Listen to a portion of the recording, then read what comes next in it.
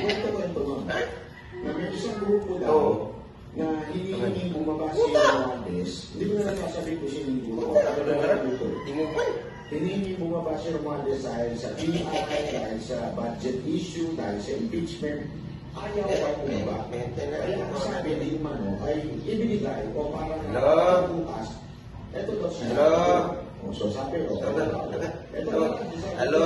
tatanggalin na lang namin sa chairmanship na approach. Tawag yun. Hello? Hello? Legit na kwento. Hello? Sinanggal na nila si Sanko. Hello? Yung... Ala, sige, na-spite, na-ants, tira, na-ants. Ala, ants. Yun. Kasi alam naman natin. Tawagan natin ito, Kung meron naman si Sanko sa mga ganitong aligasyon. Hello? Hindi naman yun siya makakagalaw ng sarili niya. Dire! No. Sabihin na natin,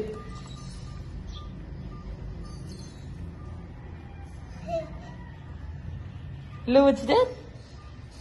Yun. What? Ay, adyan na ilabog, boy. Taka-taka.